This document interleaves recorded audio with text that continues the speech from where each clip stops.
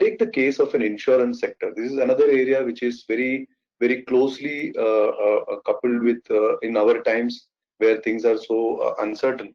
So I'm just giving you how the data science actually uses behavioral patterns of end users to recommend a product. Now, how do I know when I log in into a particular search and check out for what I want as an insurance?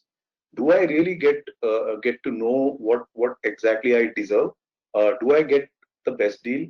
How does the insurance company know whom to target? So when they're targeting a Vinod Nair, how does he know what is his family background, what is his age? Based on that, they know what is the kind of products that should be pumped into my page when I log in into it. So you see a lot of ads coming in when you search for something. So another 10 days you will be bombarded with so many ads. So these are not some random ads coming in. It's based on some information they have about you using social media, using your cookies, and so many things are happening around. So the end of the day, the idea is to get a customer in the most optimal way. So hence, for these kind of activities, an enormous amount of background data science engineering is happening, which we are oblivion to. We are not very we ignore it or we take it for granted, but that's happening behind the scene. The other one is something like a risk assessment. Once the a customer is onboarded, the important thing is what price should we pay for that particular insurance that he is availing. So that's what we call as a premium in insurance terms. So just to give an example, imagine an IoT. IoT, I believe everybody knows what it is. Available with the cars being running in the market, and these IoTs are throwing information with regard to what is the kind of speed that ideal. So we can calibrate that IoT, telling what is the ideal speed of the car, what's the kind of consumption of petrol, or so many different parameters. And based on that, we can come out with an idea whether the car is being driven rashly or it's a smooth rider. Now imagine if the guy who is a rash driver, he should be at more risk. So the company would be charging him a higher premium.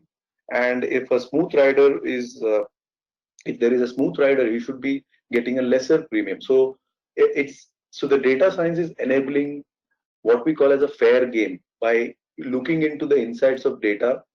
There is prescriptive suggestions coming from models telling that these people are lesser risky people, so you can have a lesser premium and still not bleed as an insurance company.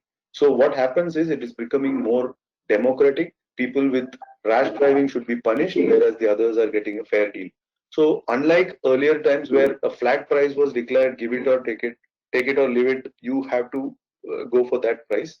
This can be a real-time pricing mechanism that comes up. And finally, when the claim has to happen, an enormous amount of claims are of small numbers. Now, in such kind of situations, there's a huge amount of claim time that is spent. An agent calls up, then you present your case. At times, there is a medical record, there is a problem, then there is a doctor getting involved. So many problems that happens. So, for small amounts, can we have the authenticity of those documents being presented automated using models so that these document data are going into the model and the model suggests whether the uh, claim is a genuine claim or not. So the insurance company can actually automate the entire claim process for majority of the claims and focus on the small 20% or more cases on a personal note, so that those are the big amount cases where they can actually talk and solve the problem. So these things would increase the efficiency of claims, reduce the time to transact. These are the kind of benefits the industry can actually is actually maybe doing in a lot of areas. So yeah, this is how data science really helps a practical problem in the industry.